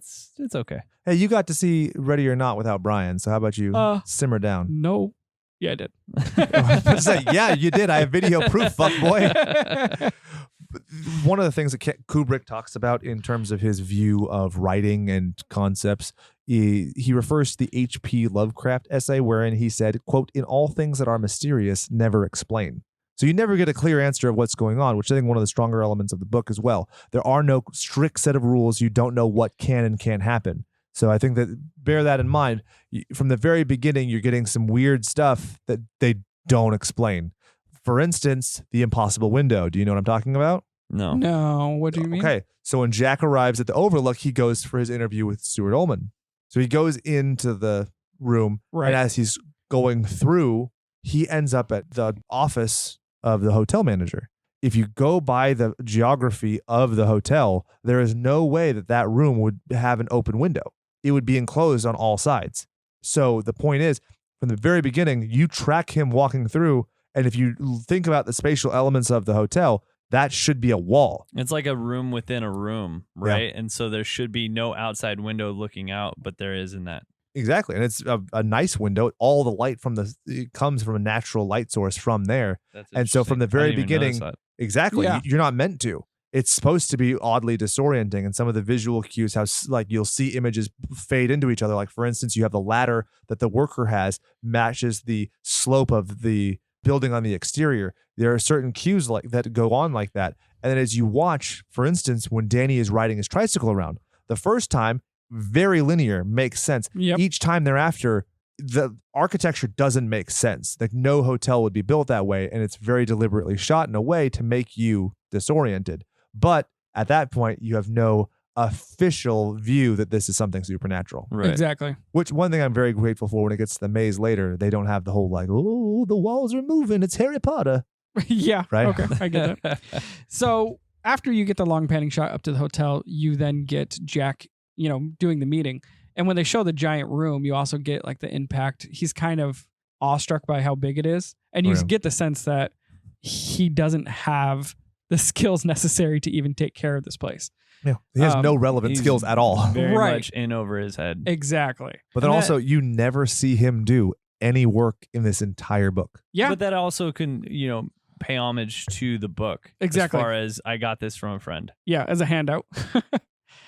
which I don't know how many times I've been in the industry that I'm in where there are people who know fucking nothing about what they're doing. And they're, I don't want to say it, engineers go outside and they start pointing at things and they're like, and this thing here goes to that thing there. And you're like, no, it doesn't. You just go back inside, just read your books and do formulas. Do your and- fancy book learning there, fucker. Yeah. And so in the scene we talked about, he has this kind of sense of desperation. There's a lot of theorized tech, conversation going on. You have the lackey come in who isn't even in that scene in the book. There's that bitterness. It's very weird, but I mean, I don't think it's probative to anything specific. I like more so in the book, Ullman being a fucking dick to what he Yes. is now. Yeah. Right. I can agree. It's completely changed. So It it's very much changes the whole tone of everything. Right. Because Right. he seems like a politician at this point, even so much so that people theorize that he has a toupee meant to resemble JFK. I don't know if that's Okay. true, but that's But it's also kind of weird because you're just like, why are you so happy to just give this guy this job when he has no real experience in this sort of thing? yeah, it's kind of terrifying. What are your especially after- credentials? All right, sweet, you're hired. Yeah, especially after telling him like, oh yeah, the last guy we hired murdered his family. That was such a strange thing to include, right? I mean, Yes. obviously they have to throw that out there to add some kind of details about the history, I guess, of the hotel. But you're like, oh, hey, you're hired, by the way. It's like literally right after you're hired. Yeah. I mean, it's understandable because it's the cabin fever sort of thing. Like you really have to explain you will not be able to leave this house Right. once And the snow starts. was it established if he's the immediate would it be predecessor? No, he's No, it's a not. couple years 'cause removed. He Okay. says, yeah, he says like in like 1970. So you pretty much expect it's going to be a lot farther Okay. away. And then we cut to, him calling Wendy. He got the job. He's not going to be home. But you get Danny telling Wendy that that's why. So you get like Exactly. that first shining. And then the second shining comes right after that, where he's asking Tony why Tony doesn't want to go to the hotel. Right. And he gets the visions of He the gets blood. he starts seizing up. I mean, that blood happens at 11 minutes, 45 seconds into this movie. That's crazy. Yeah. Yeah, To get that visual. I didn't remember that at all. Yeah. I thought that it would happen naturally way later. And you obviously get the twins, and it's this huge thing. Fun fact: the MPAA had a policy back in the day that in a theatrical trailer you couldn't show blood. So Stanley Kubrick went to great extents to tell them that that was not blood, but rather rust water because of the elevator, and they bought it and put And it in those there. dummies fell for it. Oh, how the times have changed. Huh? And that scene took 3 different takes to shoot, and it took 9 days to set up the shot each time. That's You have crazy. to dry, paint, repaint, do all the other stuff. Yeah, nuts. That's awesome though. And it is viewed as being the literal blood of the Indians because it is built on the Native American burial ground. So literally it descends into their corpses, and that is the oppressed people. What? Uh-huh. And All it's right. the doors remain closed. Why? As a symbol of our repression and our inability to talk about the mass genocide that the white man committed on I'll talk this. about it. I'll talk about it right now. Yeah. Then do it, motherfucker. Let's hear your citations, bitch. Yeah, it happened. Did you guys happen to notice that when the doctor comes to examine Danny, The no pants He dance? doesn't have pants on. What the fuck? And you're like, wait, what? Where is the part of the examination that requires him to not have his pants on? Shall I Wait, get that's- into the molestation That's not supposed to subplot? happen. There is a theory that Danny is molested by Jack, and that the fact that he's not wearing pants is a key element of it. I Oh. don't see that at all. It parallels him because he has his hands over his crotch. So the idea is that he might be entirely bare-assed, such as the bear with a bare ass who is filleting Horace Derwent. People are looking into way too much fucking stuff. Oh, it's nuts. So the bear, they say, is referential to the bear that Danny is lying on at this part of the book, or excuse me, at this part of the movie, because he's on a bear pillow. Also, the eyes of the bear, if you look at the catalog that bear is from, that has circular eyes, but in this they're viewed as a semicircle, which is meant to reference the elevator, and has a red mouth to mimic the blood from it. And when they show Danny the room that he's going to be staying in, there are two bears. One bear is standing and one bear is sitting, showing that he is repressed and dominated by his domineering father who stands above him. Also, he puts Danny on his lap. It is so weird that somebody took that much effort. There is so much more. It is super gross. Yeah, I think Listen, Elvis was actually staying in room 217 as well. Yeah. So I don't know. I just made that up. But Yeah. I mean, I could see that being an actual plot or subplot. Like, he is abusive. Maybe he is a pedophile sort of a thing, because he also doesn't really seem to care too much about Wendy. But He's gay. Yeah. That's the other theory. Right. Because he's reading a Playgirl. And what's on the cover of that Playgirl magazine from, I think it's January 1978? An article about Reynolds. why parents fuck their kids. An Oh. article about incest. Jesus Wow. Christ. It gets so deep. There's also an I'm not idea. going down that rabbit The hole. idea that there's no toilet paper in room 237 is also viewed as a link to the molestation. Huh. So Why? much stuff. Gotta clean Dude, up all the. Never mind. It's gross. Okay, never mind. Super gross. So, yeah, to your point, the doctor is examining him. There's a dopey sticker on the door as they enter the room, but not as they exit the room, thus showing that Danny is no longer ignorant to what's going on. There is a puppet of Goofy on the wall, a marionette. It is wearing an orange undershirt, as Goofy customarily does, with denim vest and denim pants. If you look at Wendy's outfit, she is wearing an orange long sleeve undershirt with blue denim, thus showing she is not only A, Goofy, but B, Jack's puppet, because she goes into the next scene and she's willing to lie on his behalf to this doctor, diminishing the significance of the prior abuse with a smile on her face because she has Stockholm Syndrome. She has no idea what she can do to defend herself. Meanwhile, I was just looking at her outfit like, what the fuck are you wearing? And she says she's smiling and she's very self-indulgent It's because so she's happy that crazy. he hasn't had a drink in only 5 months. Right. If you listen later, Jack says he hasn't had a drink in over a year. This anachronism, Jack can't even reconcile his own untruths to himself. He's lying to himself and making himself the suffering, Which is martyr. an alcoholic's MO. Exactly. Right. Which again makes him just a vile piece of shit in the book or in the movie, but in the book, he's sympathetic. Right. What's really cool about this scene in particular is it shows a stark contrast between her nonchalantly explaining how Jack basically broke this kid's arm, and then the look of like complete shock and terror in the doctor's face as she's just like, I'm sorry, what? And she doesn't even say a word of rebuttal. Do you Which want? happens so often.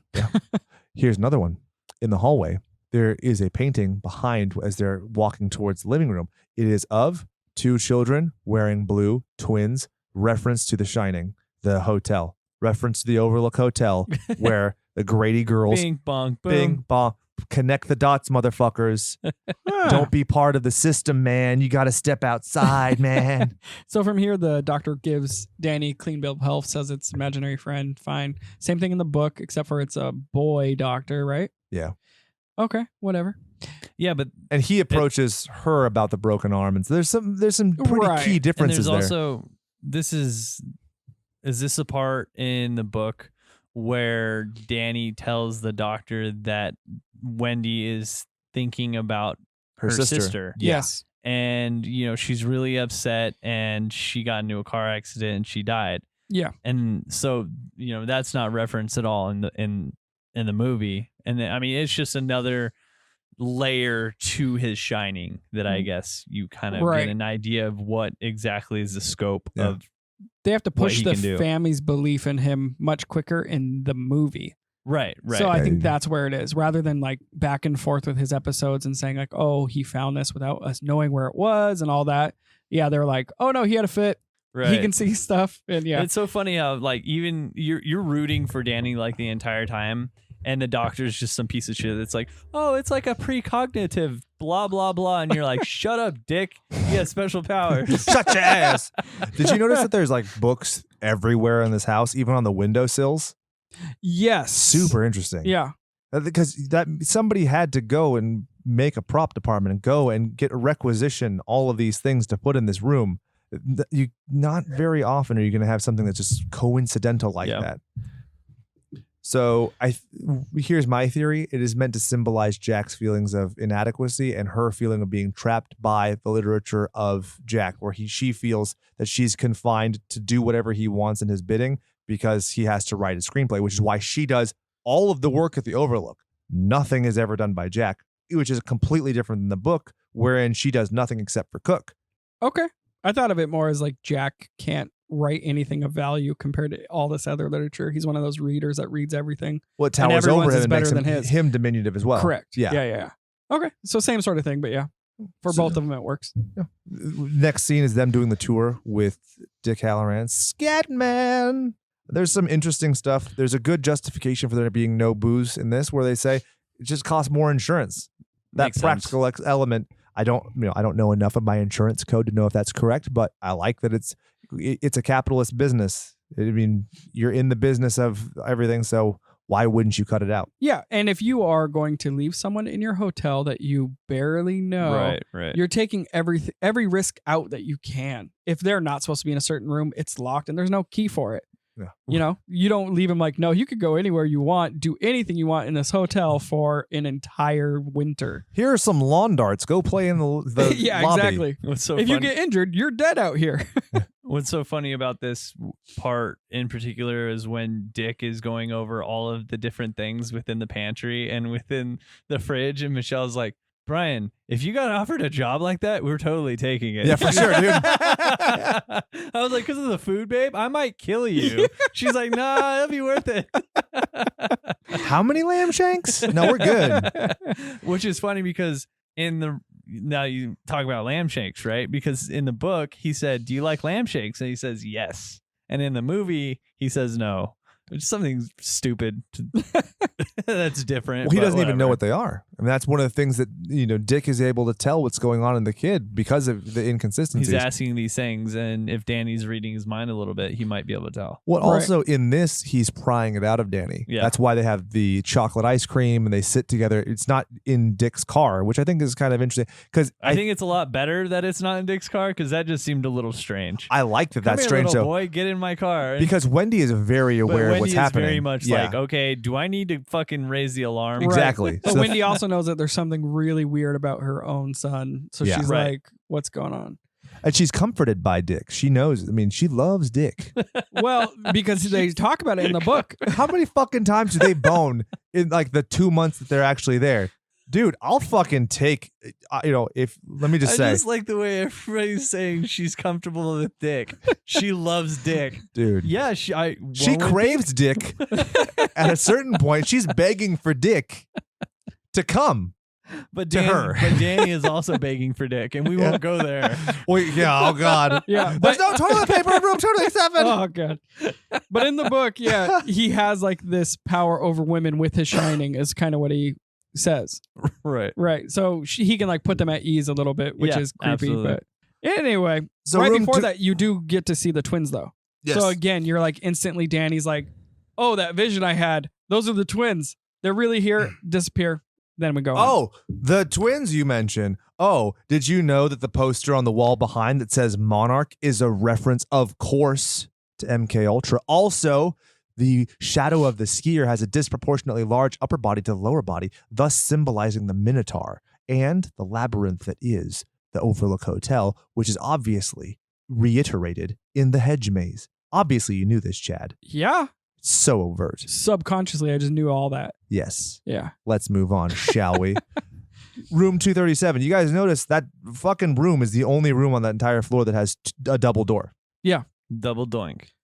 Double doink. You're a wizard, Harry. So, why is it 237? Oh, we already said it's because there wasn't a room 237 at the Timberline Lodge. Bullshit. Stupid hotel. Obviously stupid. It's because the moon is roughly 237,000 miles from Earth, and Stanley Kubrick faked the fucking moon landing when he filmed it all using his 2001 A Space Odyssey footage techniques. So People this is him smoking saying, too much of that dope. I want to tell you all, but the CIA is going to kill me, which happens right after he makes Eyes Wide Shut, which talks about the fucking Illuminati, man. You got to figure this stuff out. It's right there. I really wish I had the interest and passion to Did believe you in any of notice? that. Did you know that when Danny has the fucking sweater, the sweater he gets choked in?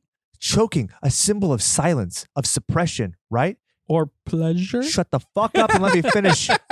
He's wearing an Apollo 11 sweater. Choke me, Brian. Showing it's a lie that there was no, and he wants to say, hey, I'm Stanley. My name is Stanley Kubrick and I faked the moon landing, but he can't say it because he's being choked out by some naked old lady, which Maybe is he the liked CIA. it. Maybe he liked it.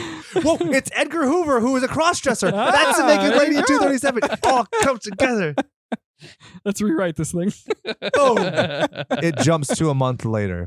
Jack gets breakfast in bed until sleeping until 11:30. What the Yes. fuck? Yeah, she's Well, like, let's wake Jack up this because is it's again, like yeah. clearly the morning, and Right. then they're like, "Oh, what time is it? 11:30." But the fuck? This is To great, be in the though. morning after. It's great showing his character, the way he looks at responsibilities. He's Yeah, pretty it much shows like, the character degradation, basically. Right. He is somebody who is punctual at first when he goes for the interview, and then soon after he's like, "Okay, well, it's back to same old Jack." Part of it, Torrance. yeah, part of it is the show, though. Like being a functioning alcoholic is like I could put on the show, but over time, or like once I have my own ability to like be relaxed, you're like, yeah, I'm just gonna do whatever the hell I want. Yeah, basically. He's like, I got the job. Boom. I don't got to do anything for several months. It's like dating versus being in a relationship. I haven't had a six-pack in I don't know how long. I used to do core workouts all day, and now I'm just like flubby. It's called dad bod. Yeah, dude. You guys all did it wrong anyway, because I've never had one, and boink boink. You're also married to a succubus. She doesn't listen to these episodes, right? Because I have a feeling she'd probably hate me even more than she already does if she did. I don't know. Yeah, she doesn't. She would tell me if she did. She doesn't not listen to the episodes.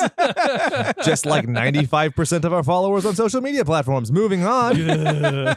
Jack talks about having a very comforting feeling and feeling at home. Instantly, I felt home here, Wendy. I felt this sense of deja vu. Right, even at the interview. Yeah. Yeah, Which before is- his family's even there. Very important. This instant desperation to be here. But he's living the life. Yes. So nothing has gone wrong. And the moment he's even confronted with a minor inconvenience, he goes crazy. Right. And the same thing about him being kind of a lazy ass. She pretty much asks him to like just go on a walk with her, and he's like, He's I like- should probably do some writing He's first. like, well, maybe not, maybe not. And which, I mean, this sets it up perfectly to what, happens towards the end of the film, right? It all leads up to a certain point. Yeah. And the next part is where it shows her and Danny going through the maze. On the walk that she should have had with Jack.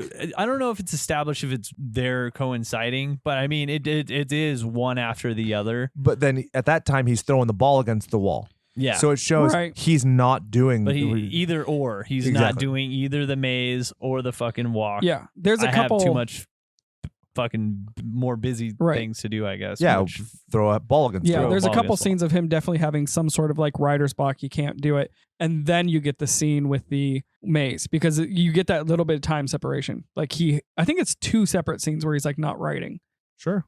but it just shows like it's not immediate. And then because when he's staring at the maze, he's like crazy looking. well, yeah, that's much further on. Right. So going straight to him actually trying to write. Ta ta ta ta ta ta ta ta ta ta. You have Wendy who comes up and he views it as her interrupting. She's offering him sandwiches and Yeah. trying to be supportive. Meanwhile, I would be fucking loving it. I'm like, please, thank you. Absolutely. Can I have another? You call this a sandwich, you bitch? Tony. So behind him during the scene, there's a chair, and then the chair's not there, and the chair's there again. Is that deliberate to make you uncomfortable, or is it an editing mistake? There, I didn't Stanley even Kubrick notice. was very famous for having people do hundreds of retakes, so it's very possible that a stagehand tried to hang themselves by stepping onto that. But anyway, Right. So that's the first part where you're seeing just you can a really see complete the dissociation. change. Yeah. The scene ending with literally the quote, "Why the fuck don't you start and get the fuck out of here?" Wow. Buckaroo Banzai, let's calm that down. And then the snow starts to fall. And then you get the black turtleneck sweater. Yes. Got my chain and my turtleneck sweater, staring out the window looking catatonic. Yep. While they're playing. Mhm. And it's very Snowballs. interesting. Yeah. Super cute. Yeah. She has a really good job of being very maternal and everything. I Right. think that the short time that you get, she has a very good job of it. And this is like the expression that definitely just paints what's going on in his head. It's a great visual. You're like, oh God, like what's going on in his mind just must be crazy. And the blackness. I mean, he's wearing a black turtleneck sweater. Right. You don't have him wear that kind of starch contrast. So this shows like the depravity of what's going on Yes. in his head. So then it cuts to her talking to the ranger station. And this is a cute scene. It's very endearing to her because she's playing the part, right? Over. And she has this like nice conversation and they effectively establish they're isolated, that the radio is their only lifeline to the outside Telephone world. lines are down. So essentially, this is it. Yeah. And the ranger said, I would recommend keeping your radio on at all times from now on. And spoilers, that doesn't happen. You got Danny riding on his fucking tricycle around. Chad, you want to take over for this part? Yeah, this part was really interesting to me because the shot that they use is just great. It's behind the tricycle.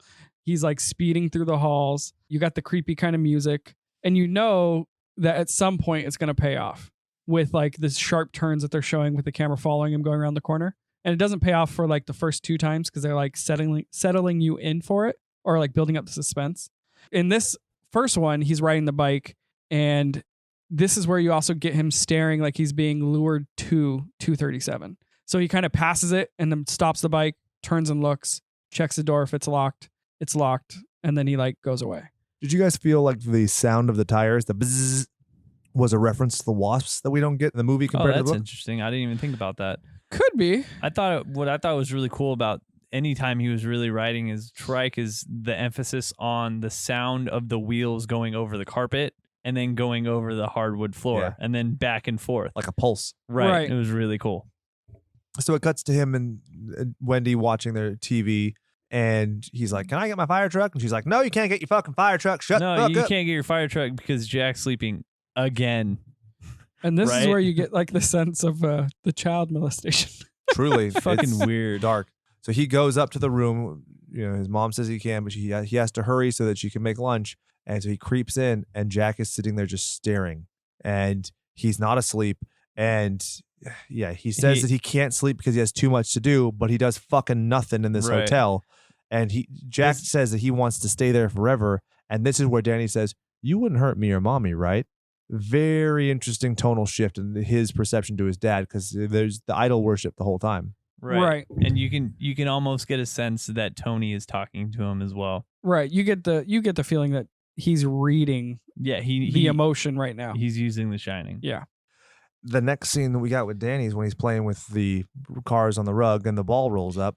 The carpet is like so perfectly done for this scene. It's like all geometric shapes. It's very strange type of carpet, and they kind of shoot it from up above. So it's like disorienting. You're just kind of like, oh, this is like weird shot, very vivid. Very dark too as well. So Exactly, there's yeah. a nice contrast between the kid and the floor. Right. There's also nothing around him. It's just like a big empty space with just him and his toys. Yeah, and the ball stands out so vividly because it's such a contrast. Light pink ball. Where did it come from? It's Right. very clearly not supposed to be there. Yeah. It was very clearly acted upon, but he can't find the person, and he finds himself going to 237. 237. Oh, yeah. Now he's calling for his mom very specifically during that. Yes. And the door is already slightly open. There's a theory that the door is slightly open because the cabinet is slightly open when the girls are in the hallway and there's the axe scene.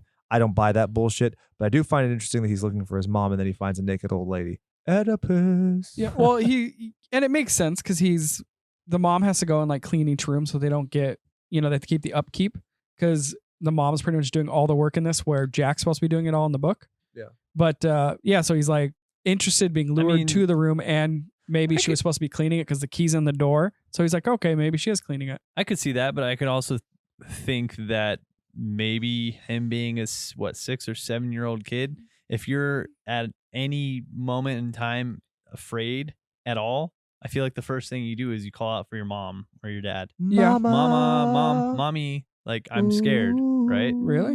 Okay. No, I'm just kidding. Or not. I don't just know. say Satan.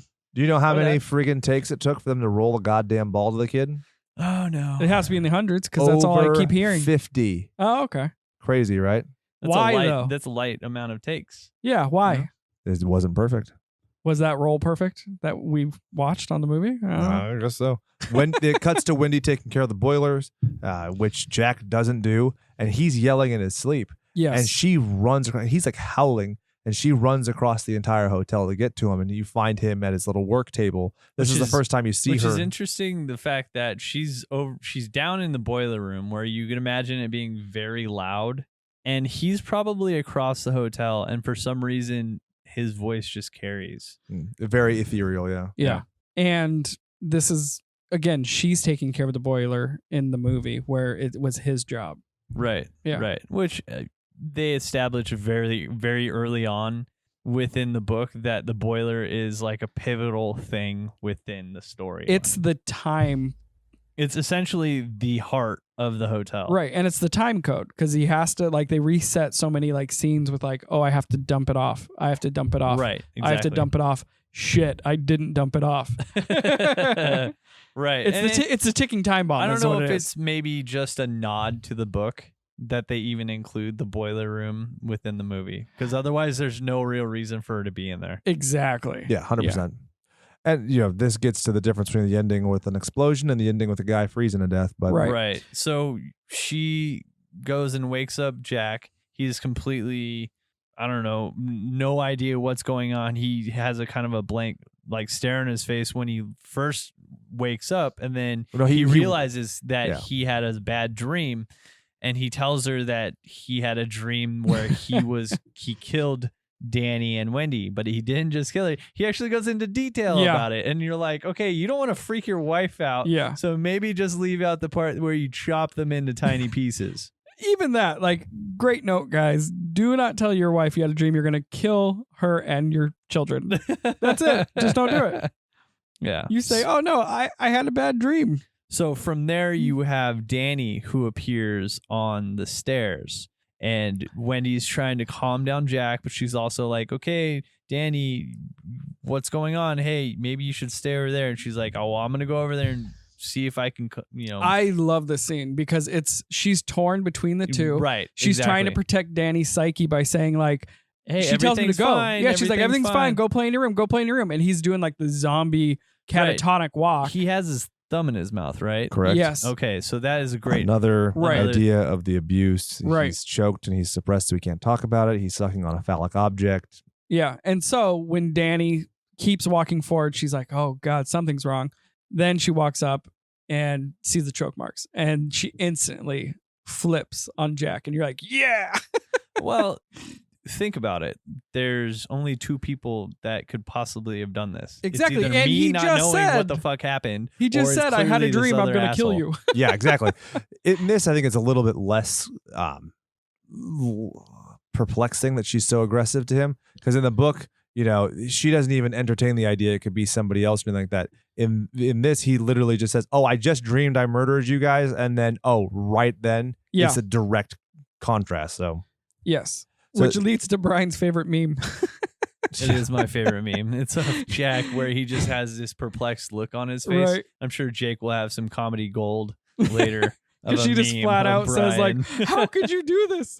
Right, and, And he he's just like, has this blank "Oh." stare on his face. Huh?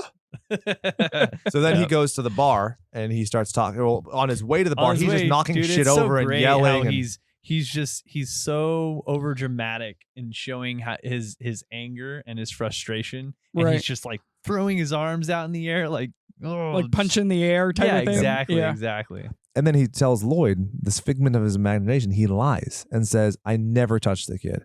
Okay. And then he starts to back down on it. He goes, well, I did dislocate his shoulder. He says it was 3 goddamn years ago. No. According to Wendy, it was 5 months ago. Yeah. Again, kind of thing. He refers to Wendy as, quote, the old sperm bank upstairs, which I thought was fascinating. It's lovely. Then Wendy runs into the bar with the bat. And she goes, there's a crazy woman in here. Danny just told me, and she's just trying to move on. And he's like, no. You're fucking crazy. You're interrupting me. And he's very aggressive with her. What's interesting, I wanted to note, Garrett Brown, who is the inventor of the Steadicam, did all the Steadicam work on this film, and you can really tell this was only the 7th film of all time to actually use a Steadicam. The others, of course, being Bound for Glory, Marathon Man, Rocky, The Exorcist 2, The Heretic, Buddy Holly, Rocky 2, and Fame. Huh. So this is like very much a unique film to be using this kind of technology, and it does it very effectively. Yes. So this is where you get Danny, how do we phrase this? Pounding the fuck out of his schlong mentally, because that kid looks like he's beating the beef, but he's actually calling Dick to come. Wait. Say that one more time. Danny's pounding the beef, but he's actually calling Dick to come. Yeah. Aren't those the same things? Because that kid is on his bed, drooling and like shaking. And it's just like, oh God, that's Oh man. the All of awful. this sounds so bad. so bad. And then this is when Jack goes to room 237 and you get to see zombie titties. Well, you get to see the Well, nice you titties get first. nice titties first, right? Yeah. Because he gets seduced into like kissing her. You get like his crazy look where he like slightly smiles and like then steps forward to her and instantly just like embraces her and starts kissing her. Right. And then it's like it cuts nasty back to asshole. the Butt nasty chunks. zombie lady. Yeah. And it goes to the bathroom, the bathtub where it's her like just hanging out in the water, and then she lifts, she sits up. He freaks out, he runs out of the room, you hear her like cackling, and he just like shuts the door, and I'm like, grab the fucking key. Like he just leaves the key in the doorknob. You're like, oh, okay, whatever. But he's so crazy at this point. He partitions off his mind instantly where he goes back to the room and he's like, there's no one there. Yeah, And he you're tells just her like, nothing. whoa, okay. Like that's a complete flip right. to like his, I'm so panicked, I'm running, I'm leaving to, And this is where Danny sees the red rum for the first time. right. Like the hotel is instantly being able to like suppress his psychotic part to be like, oh yeah, everything's fine. And Jack goes to the party. This is kind of fun. Yep. The dog man is not here, but rather in the other one, which we know is his. The dog man's like fucking piddling on the ground and stuff. It's weird. Mm-hmm. It's very uncomfortable. But this is where you get the great scene with him and Grady where he accuses Grady. He's like, you killed your wife and kids and then killed yourself. And Grady's like, can't even reconcile that, the ghost of Grady in the potty. So that's a very intense scene. Clearly the visual of the very strong red blood in the men's room. It's good. And then he gets told by the waiter that his boy sent out a call to help Halloran. And he goes, oh, well, I can't have that. And that's what starts everything to go. A little bit different than the book, because in the book, it's clear that the hotel wants Danny so its power can grow. Whereas in this, it's just, oh, I have to kill him because he was disobedient in a way. Right. And in the book, what's really interesting is how it shows how much jealousy is shown from Jack to Danny. Yeah. Exactly. Right? He's like, well, I should be the one the hotel wants. Correct. Why is it that it's Danny? Yes. I'm the one supporting the family. This is about me. And then the hotel exploits him with that. Right. Like, oh, well, if you want, just prove it to us. Right. If you want to be management, you have to keep your family You have in to line, bring us Danny. Yeah. If you can't handle one child, how can you handle this whole hotel? which is a real thing. It's kind of strange. And then Jack ends up taking out the conduits in the CB radio so that they're stranded. And this is where you get Scatman flying to Colorado. They touch on some of the stuff from the book as far as him getting the snowmobile and everything. I thought it was well done. Wendy finally reads what Jack's been working on. And this is my favorite scene of the whole movie. Oh, it's great. I mean, just the idea that she is reading, and it's really hand typed. They didn't have Yes. fucking Microsoft Word to do this. And there's a theory that it was all on Stanley Kubrick's aforementioned yellow typewriter that had like automatic options that you could do, and that there were deliberate typos. There were deliberately shifts into That's like fun. the saming and everything. And my favorite ones where it's like the kind of triangular shapes. It's very uncomfortable. And the terror on her face when she realizes that she's just perplexed. Right. And it goes back to us saying all along, Jack literally hasn't done fuck all the entire time. He's like, I've been writing. Oh my God, I need to get my writing done. And he's doing the same fucking thing over and over again. Yeah, Right. and of the 500 pages, all of it is all work and no play makes Jack a dull boy. Right. And so when she sees it, it's not as though he descended into madness and it starts off as a narrative. He's always been fucking crazy since he's been here. Yes. That sense of deja vu was crazy. Now, in the Italian version, it's Il mattino hallo oro in bocca. He who wakes up early meets a golden day. In the German version, it's Was du heute kannst borgen das Wirkenberg nicht auf morgen. Never put off till tomorrow what you can do today. Bravo. And Spanish version is No por mucho madrugar, amanece más temprano. Or obviously, although one will rise early, it won't dawn sooner. Huh. But Bravo. those don't mean the same thing as all work and no, because all work and no play makes Jack a dull boy implies that he is not working, whereas all of these seem to encourage getting Right. up and actually seizing the day. Exactly. It's more of like a comedic type aspect too. Like his, I want a party sort of side. Yeah, and it's the Jack and his name and everything, just like John is the Exactly. name later. So he finds her and he approaches her, and it's just where she's swinging the back, This is and where she's she's swinging the pleading bat. with him to leave her alone. And I she love it. looks terrified. Terrified. She looks terrified. She's selling it. Yeah. Absolutely. Her swinging the bat, 127 takes, a Guinness World Record at the time. Now, I think that's just insane. but it's weird because there is a contradiction later on in the production notes that it was 148 times when Danny is being told about The Shining. I don't know how that distinction is, but whatever. So Wendy hits him with the head, locks him in the freezer, and that's where you get, obviously, The open. yeah. The first visual. So by this point, she's taken the knife when she left from the pillar that points at Danny. Right. She goes to the room, and he pursues with an axe, which Grady used to kill his kids. So it's so odd to me that it's a roque mallet, but whatever. Yeah, I agree. And so the here's Johnny scene. Well, first, I think we all agreed. Wendy, I'm home. Right? Just the way he says it. I like that better than I like here's Johnny. I don't know. I feel like apparently the masses are like, oh my God, here's Johnny. It's so great, right? Is it like a reference to like Johnny Carson or Correct. something? But for us, it's only ever been a reference to The Shining. I never watched Johnny Carson, Yeah. so I never got it as that. So they got it as a pop culture reference, which is kitschy, and we only get it from this. I think both work completely well with how he says both. Yeah, I can see that. Yeah. Well, it's also better than the book wherein he says, quote, nowhere left to run, you cunt.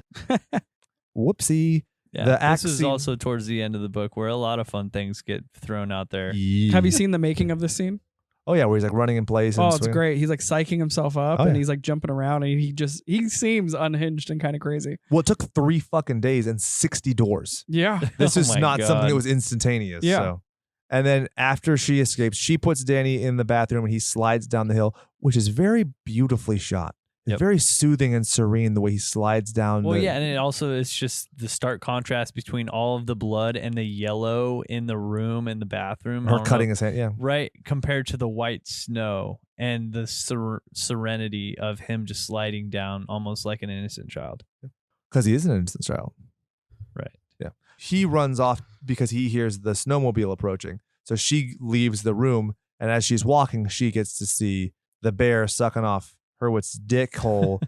And yeah. But it's good because it finally shows like how much power is now reached that she's getting so much of the visuals now too. Because you kind of in the book, she hears things and stuff, but she doesn't like start seeing it till climax time. Exactly. And at this point, you cue in Halloran. When Halloran gets there in the book, he gets beaten with the mallet and gets some injuries, but he's fine. Before that, he gets attacked by the old lion.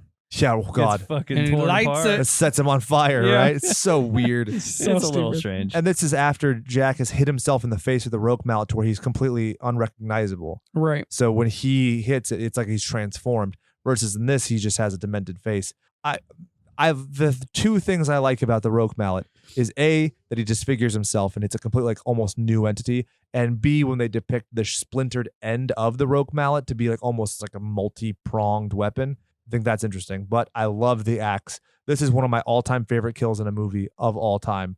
The axe to the chest of Scatman, because I think that character is the martyr of this film. He's done nothing wrong. He has saved this child. He's He's a doing everything. sacrifice, absolutely. And everybody who's read the book is expecting at this point, oh, well, naturally he's going to live. He's And gonna live. boom, Nope. dead wrong. Yeah. Fool is dead. And that's the one kill that he gets is that. Right. But The- the book plays it off as if he is going to die because he's like, oh, I just wrote this will. He gets the vision from Danny and then the will drops out on the floor and he's like, oh, that's how Not it only is. that, but Yeah. fucking Jack just takes out like the whole half of his face with a swing of the roque mallet. Yeah, Right. breaks his cheek, his teeth breaking out and everything. Yeah. But what also isn't in the book is Jack getting stabbed in the back by his wife and then having all of the strength to keep continuing. That's not in the movie. Yeah, correct. That's not in the movie. Exactly. Or Yeah. him hitting her with a mallet, Well, yeah, and breaking her that's back what's and her so ribs. crazy Right. is even in the book though, he still had the strength with the knife in him. Exactly. And she right? mentions that. Yeah, she mentioned, she's like, how is he so fucking strong Right. with this knife sticking out of his back? Because it's not him anymore. Right. 'Cause Exactly. even and when this is he's supernatural. Yeah. smashing his face, Danny says he can see several different people like flash through. He was like, oh, it was the guy previous caretaker. Brady, And then it was Derwitz. Duritz. Yeah. So he's like, yeah, he could see all of like the possessions kind of like I Am Legion sort of thing flowing through him, Right. which is, I think, interesting. Very hard to do in the time period that it was made as a movie, though.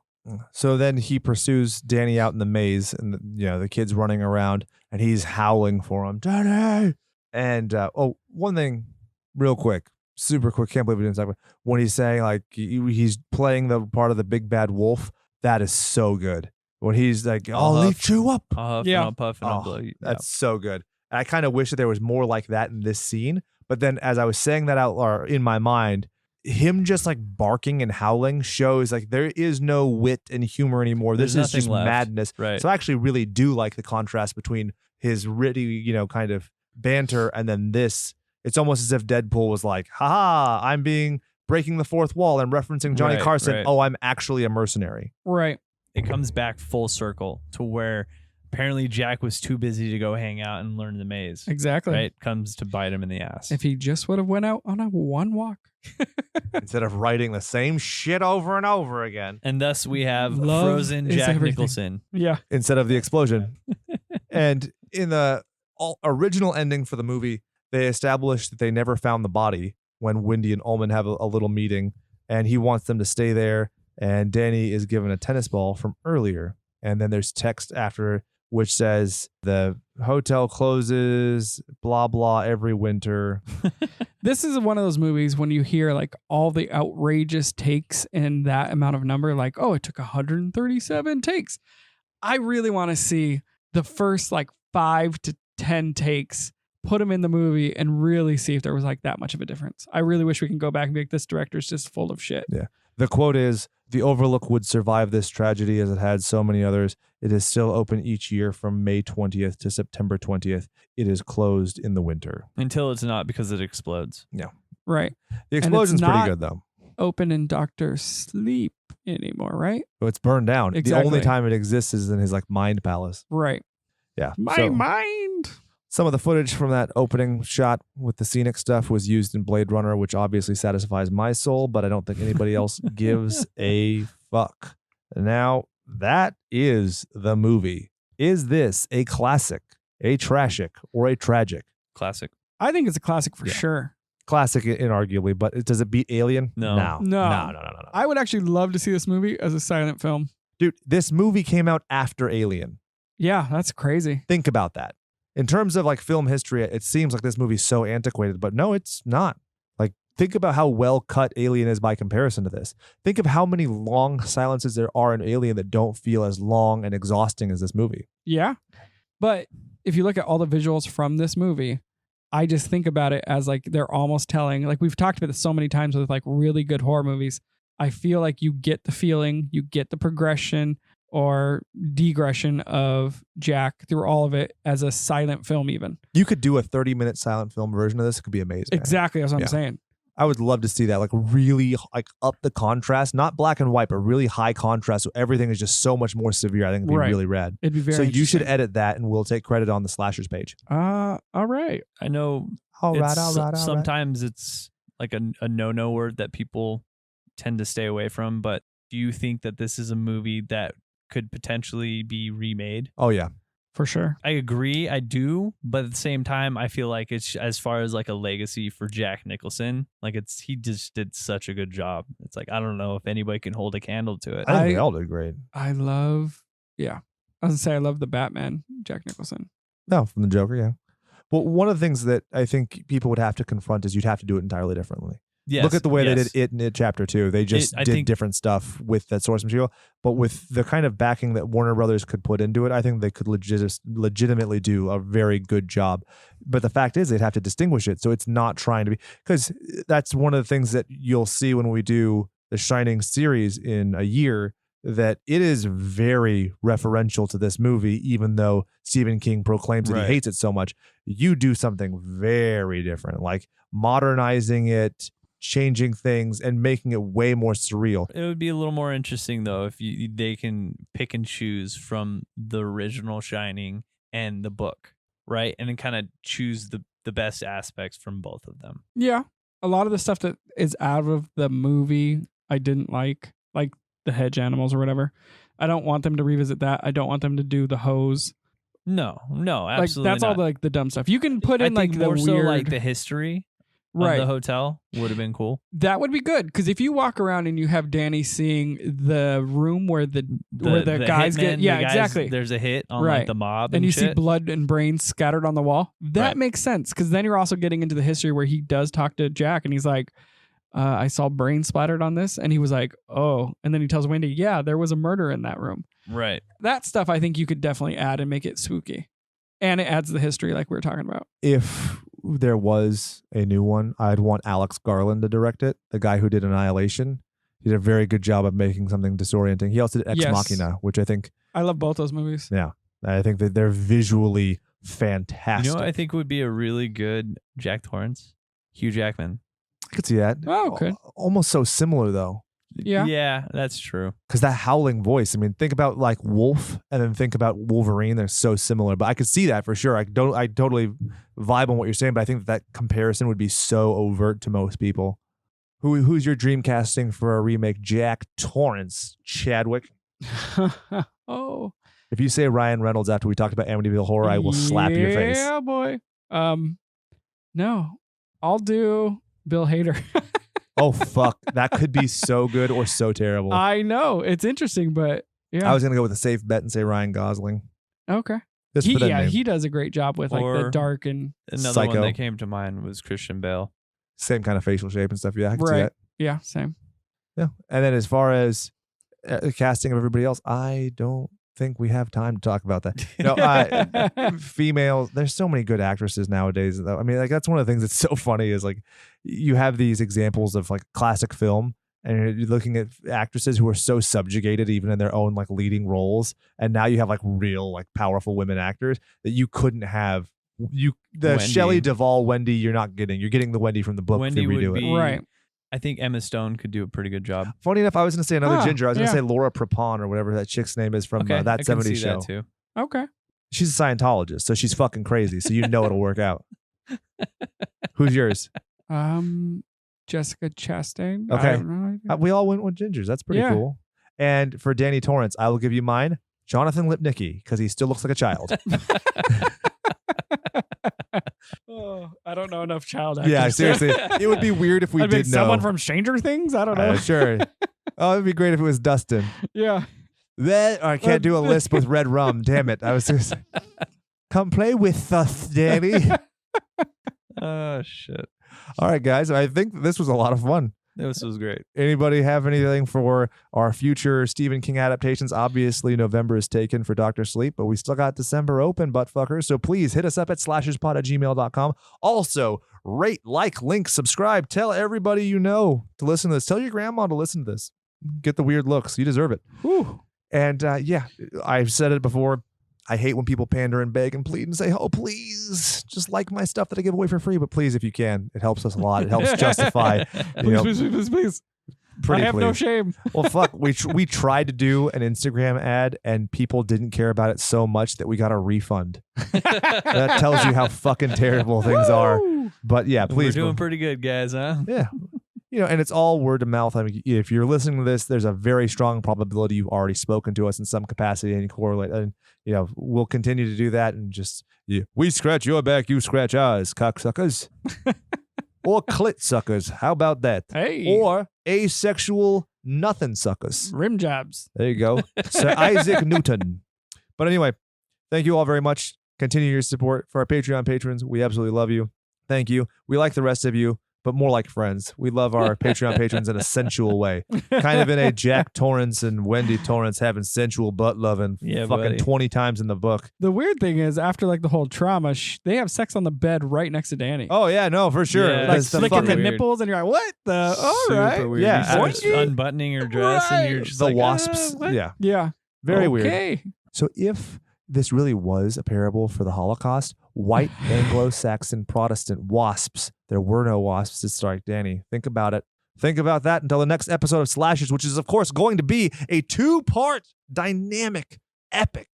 Basically, it's going to be me telling you what happened in Marvel Zombies and how it came to be.